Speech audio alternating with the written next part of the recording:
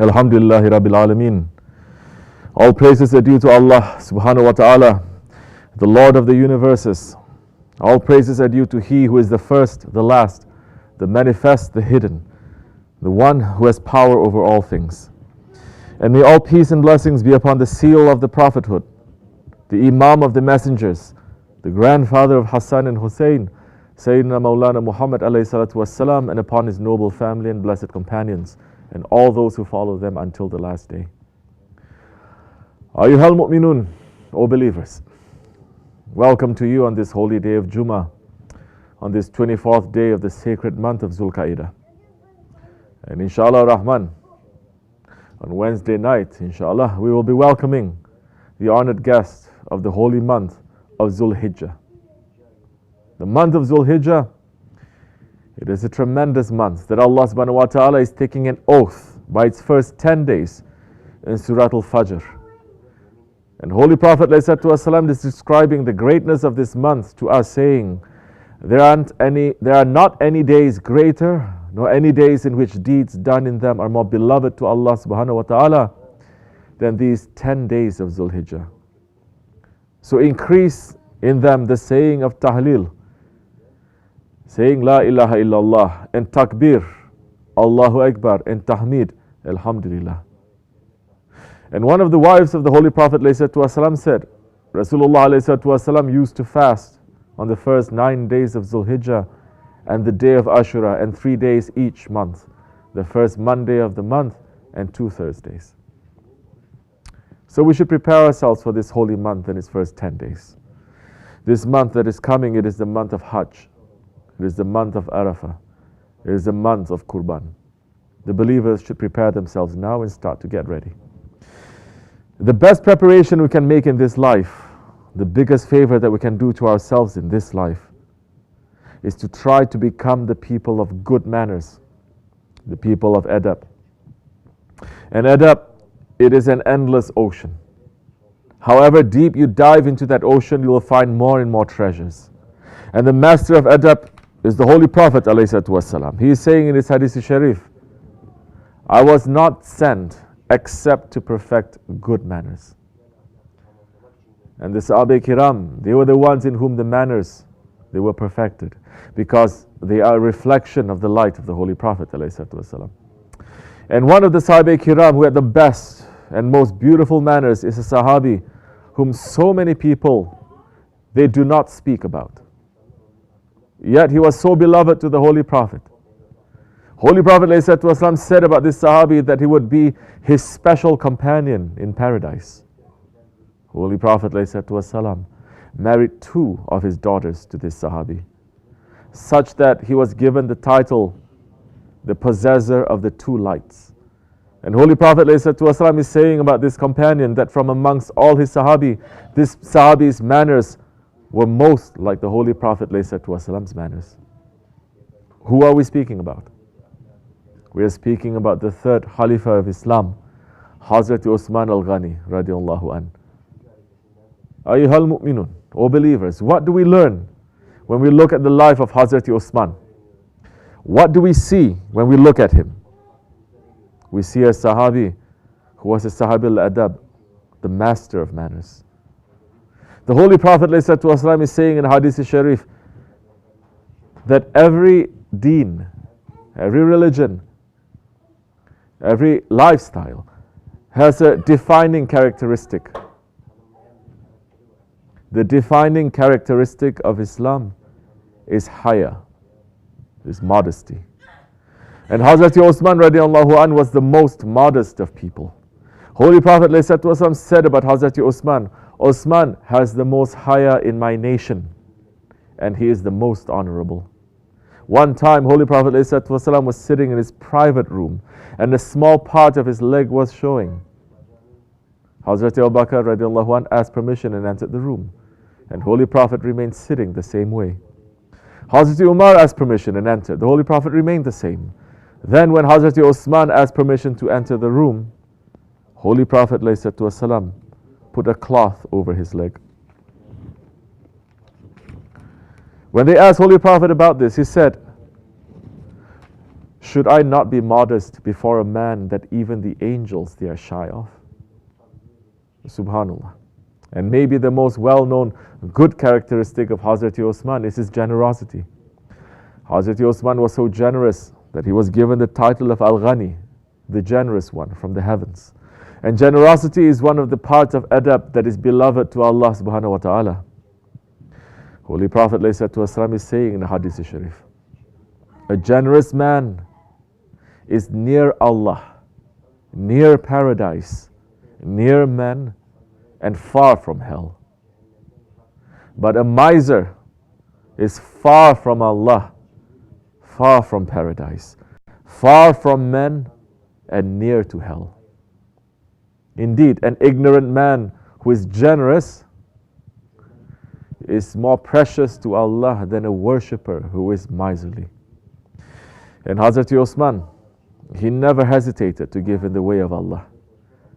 When the Muslims entered Madinatul Munawwara, there was a drought, and they had almost no water to drink.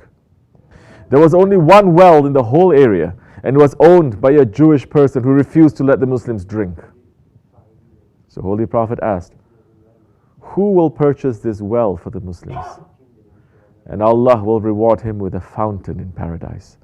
Hazreti Osman ran to buy that well, but that Jewish man refused to sell it for a fair price. So just for half a share of that well, Hazreti Osman paid 20,000 dirhams, and he personally gave the Muslims to drink with his own hands. When the Masjid al-Nabawi needed to be expanded, Hazreti Osman ran forward and bought additional land for an expansion. And when the Muslims were going to fight the Byzantine Empire in the Battle of Tabuk, the Muslims were in great need of supplies. Hazreti Osman came forward and gave 1,000 camels, 50 horses, and 1,000 pieces of gold. Holy Prophet ﷺ looked at the heap of gold and declared, whatever Osman does from this day on will do him no harm. But Hazreti Osman was not just generous with money, he was generous with his life, because he gave his life for the sake of Islam. In about 2 months, we're going to remember the sacrifice of Hazreti Hussein in Karbala. We should also remember the sacrifice of Hazreti Osman. Holy Prophet ﷺ, one day he was sitting with Hazreti Osman and he said, Ya Osman, it may be that Allah subhanahu wa ta'ala will clothe you with a jubbah, and that the hypocrites will try to remove it from you. But do not leave it until you meet me. And after Hazreti Umar radiallahu anh was martyred, Hazreti Osman was dressed with that jubbah, the jubbah of Khilafat. He became the third Amirul Mu'minin, and Hazreti Osman did an amazing service for Islam. Hazreti Osman cemented the rule of Islam in North Africa. He spread Islam to Persia, to Afghanistan, to Armenia, to Georgia, to Azerbaijan, to Turkmenistan, all the way to India. Under Hazreti Osman, Islam reached Dagestan and Anatolia. And it was Hazreti Osman who formed the first navy of Islam, and through that Islam entered to Cyprus. And despite the greatness of Hazreti Osman, people made so much fitna. The first fitna in Islam, that they were coming from Egypt, from Kufa, from all parts of Arabia, spreading rumors and lies about Hazreti Osman. And those people, just like the hypocrites today, they were pretending to be the best people. They were pretending that they wanted to help the ummah. But in reality, they were the worst people. Allah subhanahu wa ta'ala is saying about people like that in the Quran, Bismillah ar-Rahman ar-Rahim. When it is said to them, do not make corruption in the earth, they say, we are only peacemakers.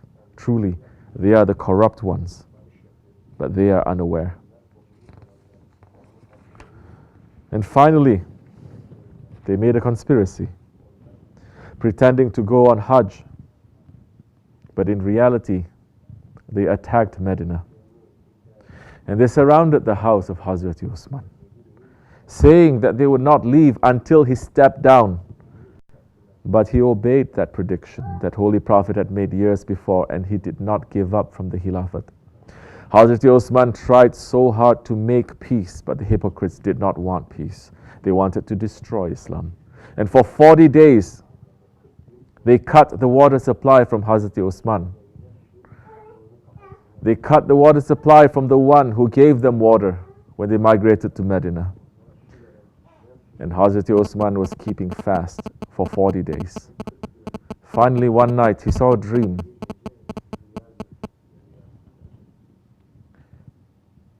Finally, one night, he saw a dream that Holy Prophet ﷺ is saying to him, Ya Osman, tonight you will make iftar with us. And Hazreti Osman went to the guards at the door and he said, don't kill anyone on my behalf. And that day, the hypocrites, they entered Hazreti Osman's house through his window. And with complete cruelty, they martyred one of the most beloved Sahabi of Holy Prophet. And when Hazreti Osman was martyred, he was reading the Quran. And when his blood was spilled, it fell on the ayat. And that ayat says, so if they believe the way that you believe, then they are rightly guided. But if they turn away, then they are only in opposition. So Allah will be enough for you against them. And He is the all-hearer, the all-knower. And these hypocrites were so cruel, they were so heartless, that they refused to let Hazreti Osman be buried for 3 days. Until finally he was secretly buried by Hazreti Ali, Hazreti Hassan and Hazreti Hussein. So Hazreti Osman, he was so generous with his life. He gave his life for the sake of Allah. He sacrificed his life in the way of the Holy Prophet. Perhaps we don't have so much wealth that we can give, but Allah subhanahu wa ta'ala has granted us the breath of life. And that life does not even belong to us. And we should return it back to Allah. That is the generosity of Hazreti Osman al-Ghani. And the night Hazreti Osman was martyred, Hazreti Hassan radiallahu an had a dream. He said, he saw the Rasulullah ﷺ in his dream standing by the arsh, by the throne of Allah. The Prophet looked worried and Hassan said, this was the first time I've seen the Prophet looking worried in my dream. Abu Bakr then came behind the Prophet and placed his hand on the shoulder of the Prophet. Omar also came and placed his hand on the shoulder of Abu Bakr. Shortly after this, Hazreti Osman came with his face full of blood and his head was in his hand. Osman said, Ya Rasulullah, for what sin? For what sin did they butcher me like a cow?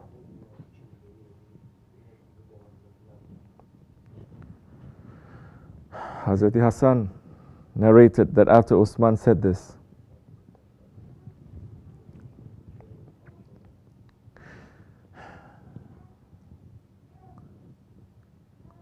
Hazreti Hassan narrated that after Osman said this, the throne of Allah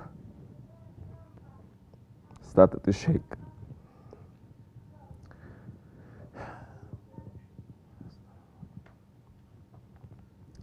And 2 streams of blood came down from the throne of Allah. A voice also came out from the unseen saying, until today, no believer has taken the life of a believer. After today, until the day of judgment, believers will be taking the lives of other believers.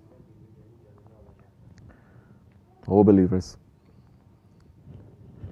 this is a time of great fitna. This is a time of great confusion.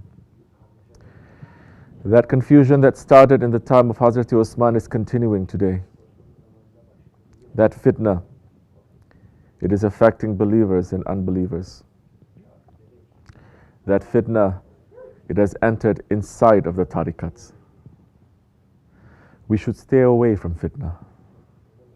O believers, O murids, we are awaiting the one who will clean up this fitna, Hazreti Mahdi alayhi salam.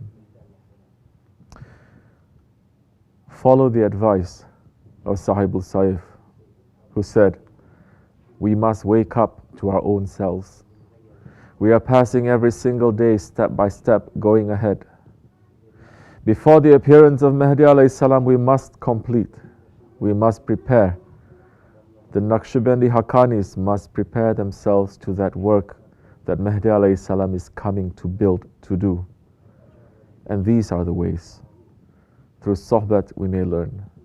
O believers, remain in sohbat. Remain in the association. Inshallah, we will be safe from fitna and we will remain clean. Ameen. Astaghfirullah, astaghfirullah, astaghfirullah.